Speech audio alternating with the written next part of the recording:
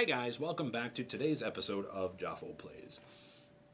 If you've been watching the beginning of this series, this is episode 2 of, God knows how many it's going to take us to finish this game, of us playing through Silver Tower, myself and Melina. You guys have been watching us, hopefully, for a bunch of content. We've done Massive Darkness. This is the next series that we're going to work on until we either finish this or get bored, or you guys get bored, or all of the above. On previous episode, I spent a good portion of the time kind of welcoming you to the game, explaining all of the stuff that's in this, and everything that more or less how to play the game. So when we last left, I finished my first turn, which then brings us to Melina. So what we do at the end of my turn, actually, is any dice that are locked become unlocked. Because you are the last player for the turn, you get to use all of them? Use all of the dice. You essentially have 6 actions this turn. Okay. So one to move in. You can do that. Just remember, it's a lot harder for you to stab than it is for you to shoot. Oh, but you don't have a lot of shooting ability, do you? Okay, so you have a lot of stick with things. Luckily, these guys, the brimstone horrors, are real easy to kill. Unfortunately, you don't get any XP for them, but they're just a pain in the ass, and if you don't kill them, they're going to mess us up. Yeah. So spend that 2, roll. Looks like you need a 4+ to hit them with your stick. That is not a 4+. You got another 2. Spend that 1 and stab away. 4+. Poof! She kills a brimstone horror. Woo! I did something. So you got a 5+, and you got 2 5+ and a 6+. I would use the 6+. Yeah, to bedazzle. Ooh, she's going to bedazzle. So an area spell, that's what this is. An area spell affects the player board that you're on. And affects, unless otherwise stated, it affects all enemies only on that player board. So why don't you go ahead and bedazzle them. So you use that die. You can either roll that one or one of your own. It's like I'm also going to do my glitter mist thing. Okay, what does Glimmer Mist do? Put the hero dice here, making sure it still shows the score until the end of the round. Any attacks that target the Mistweaver or another hero in the same chamber will miss if the attack roll is exactly the same as this die. Fair enough. So if it's a 5, it misses. Okay. So, 3. All right. So, well, area effects, you're going to roll a 3+ on each one of these guys. Okay. So who are you putting the first one on? That one. So he's gaining a stun marker, and that is not a 3+. You still have a 5+. You can shoot either one of them. You can either you roll a D3. Might I suggest you steal the Carrick Acolyte? Yeah. Yep. Okay. So that's that. It was a good try. All right. So after that, and we'll just kind of go through kind of the first turn of the game that would happen. Explore, attack, renown, finish the phase. Once room mark is completed, the player to their left. And there is a way that you can, like, if you don't want to go first, you can let me go first, and there's ways you can do that, and we'll look that up if we need to. Okay, once all the heroes have taken their turn, and it is the adversary's turn to attack, and they're controlled by, unfortunately this turn, me. If there are adversaries on the board, I will now make sure that you know what they do. We choose a group of adversaries. There's only one group on the board. There's the Carrick Acolytes. That's these 2 gentlemen. I will then roll a die, checking their behavior table at the bottom, and look up the result on the group and follow the instructions. They move as many spaces as their move value on their move page. Each space they move must be adjacent to their current one. If an adversary is adjacent to a hero at the start of its turn, it must take a pinning test. The The rune mark player rolls a die. If scores lower than its agility, it's pinned and cannot move it. It can still attack and carry out other orders. And that's in case it says it has to leave or has to do something. And then I pick a target and I start abusing you. So, Carrick Acolytes. We'll use these lovely white dice. 5. They have action number 5. So there is no escape. Each acolyte moves towards the nearest hero. Then each acolyte attacks the nearest hero with whichever weapon is in range.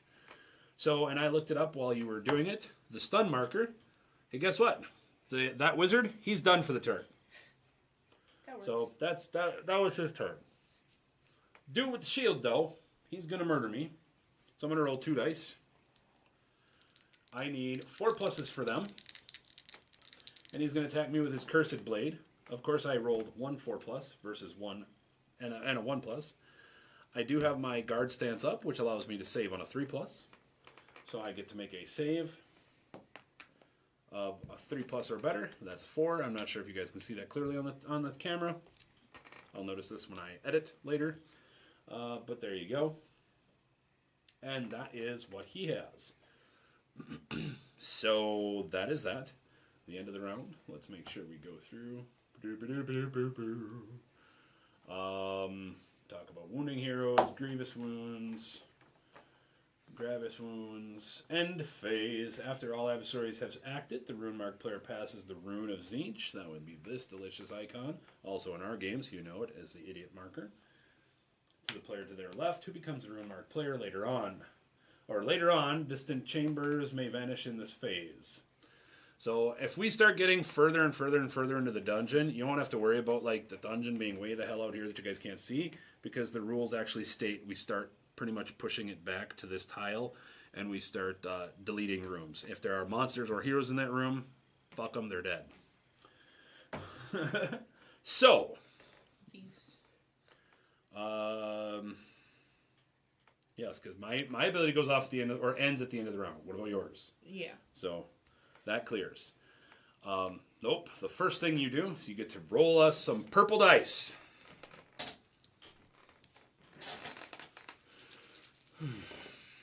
Anything that are doubles, they go away. We have double 5s. I got a 1, a 2, and a 4.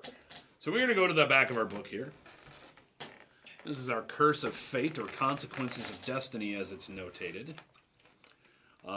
We get double 5s. If their 5s are discarded, and there are 3 or more adversaries on the board. Nope. Okay, we do not set up slop. Otherwise, this adorable little fish guy, he would join us on the table. Subtract 1 from the move values of all heroes while he's on the board. You can go if you go and pretty much step on him, I believe it is, he gets squished and you capture him. What you can then spend him as a boon to discard slop during your turn to move up to 3 spaces without spending a die. And if he causes his bane to go off, your hero's move value is 1 and their agility is 6 plus until the end of the round. So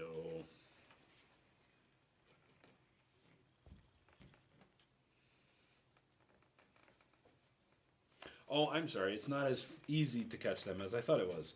It's been a while. Forgive me, guys. If you end an action in the same space as a familiar, you must try to catch it.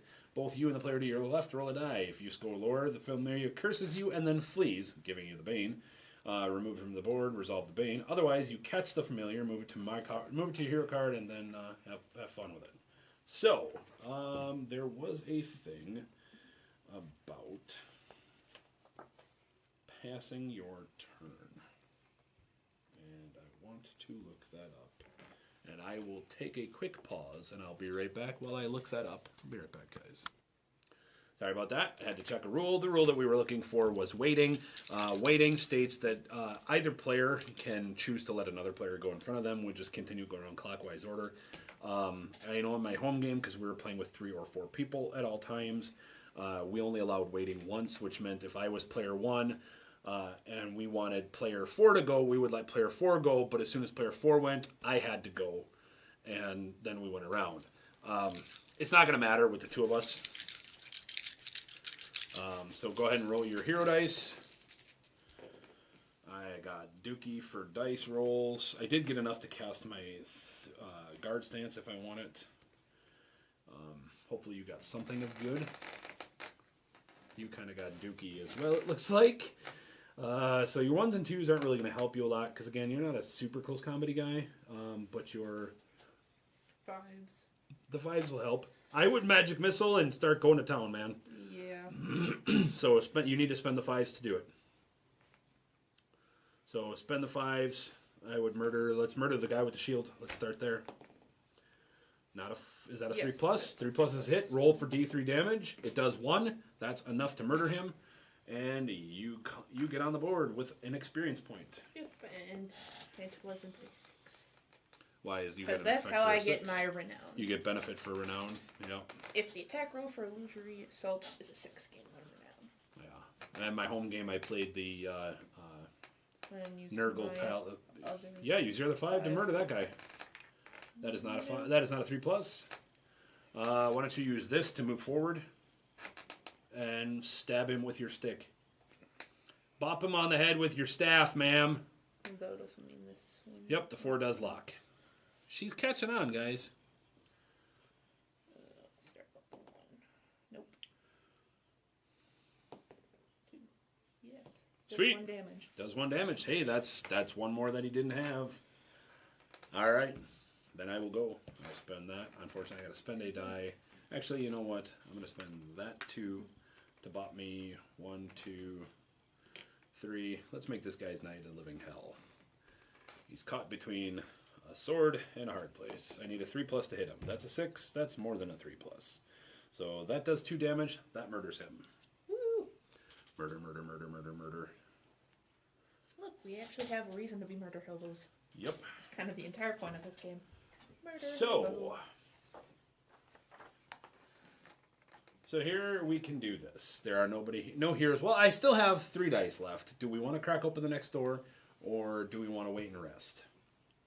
If we wait and rest, since none of us are wounded, we could roll a die on a 4 plus. We get a treasure card.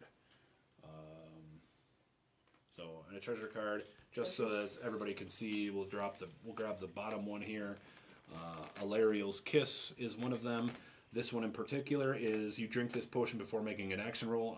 Roll a die for each wound marker on your card. On a 2 or 3, replace it with a stun. On a 4 or 5 or 6, remove it entirely. Then discard this card. So they're not super broken.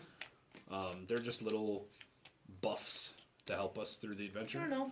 Loot seems good.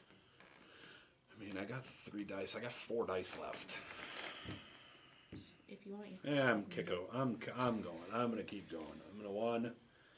I'll spend. Oh shit! That takes me 2 just to get there, though. You know what? I'm gonna spend 1 to go there, and then I'll end my turn, and I will search. You can search as well if you'd like. I got a 4 plus. Sweet. You're the rune mark player, so you have options before I do. Ha! I shuffled that right to the top of the deck. I got a warpstone bomb. That seems like you shouldn't have that. I definitely shouldn't have it, but hey, it seems like you shouldn't have it. I did get Alariel's Kiss, so I got a cool little healing potion for me. Held in a delicate jade bottle, this luminescent potion heals the drinker's wounds instantly. Wonderful. A device of whirring gears, ragged wires, and pulsing warpstone. This bomb is deadly to all. That does not seem like a good thing. So, I get this. And we start with... Oh, crap. Dub 6s go away. Oh, and dub 1s. We only have a 2. We have a 2. So, let me look at this.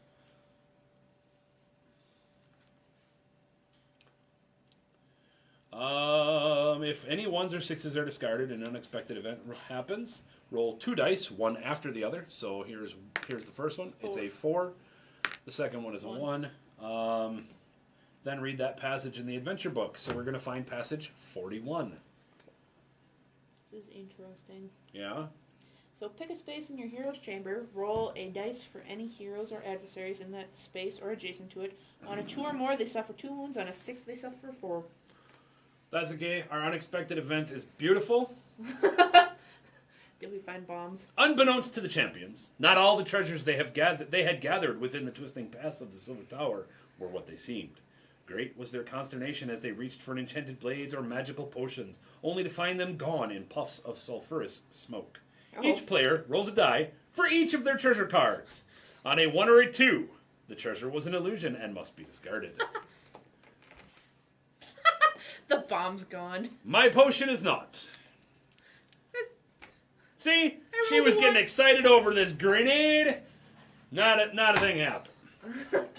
Alright, so there we go. We can see how bad my dice are rolling today. Yep. We then go to the hero phase, or the hero dice rolls. So trip 3s and a 1. Ooh, you're going to be useful. 1, 2, 5, and 6. Well, I'm taking that only die there, and I'm cracking open the librarian. So I get to read passage 76. I'll let you take a look at that. And I get to make the decision, because once again, I am the dude. And we're going to turn it this way. And that means then that the portal is there. Correct. I get to read passage 76. Woohoo! Passage. Follow along, children. No, I'm kidding. As the great golden portal swung wide, beyond was revealed a library that seemed stolen from some madman's dreaming. No ordered repository of lore was this, but a scattering of crumbled scrolls and forbidden tomes that ran riot in an impossible profusion. At the champion's exclamations, the air grew thick, and there billowed a smoke within which myriad colors shone bright. From that fume stepped the demonic librarian of that strange chamber, one digit laid upon his rubbery lips in a mocking appeal for silence. Set up a pink horror as close to the center of the chamber as possible. This is the librarian. He follows all the rules for pink horrors and has some additional rules on the exploration card. Yeah. We have nothing right now. Literally the middle. He gets the middle. So, the librarian is a pink horror. Oh, let's crack open this book again. Pink horrors are once again on the beginning page. Normally pink horrors have 4. He has 8, bigger instead of 4. He acts at the same time as any other pink horrors. You do not need to make a separate roll on the behavior table. Add 1 to the damage value of each of his weapons. When this librarian is slain, he is not replaced with any blue horrors, but instead we get another passage. Reading! It's fun. Well, time to go get some. I'm going to spend the 1. 1. Now, this has a couple of boxes on the card. Those are obstructions. So, 1, 2. Hey, look, this one's at least nicely done, so you can get... Yep, I get a lot. I get, and where he is, he can attack technically 8 squares. Warblade. Missed. Warblade. Missed. Warblade. Hit. Woo! What could have been a dead dude was nothing. That's my turn. Why don't you go? So, 1, 2, 3, 4. Sure, 4 sounds good. Shoot the guys from behind. Stun him, please. Stun him. Yes! That helps. Stun. Stun markers means he doesn't get to do anything for a turn. That one I can't use. So, will illusory assault. 6! On a 3 plus to hit. Does D3. I gain a renown because it was a 6. So you gain a renown. Does 2. Does 2 wounds. Sweet. Let's move the 1 to a 3, and that puts him at 4 wounds. So we go to the... That's your turn. Well, you still have a 2. What can you do with it? Nothing? I mean, you could move. Oh, true. It's up to you. Yeah. Alright, there you go. Then maybe next turn, if you have a 2 again, you can stab him with stick. So, monsters go. Unfortunately, because our stunner was able to bedazzle him with some weird elvish magic.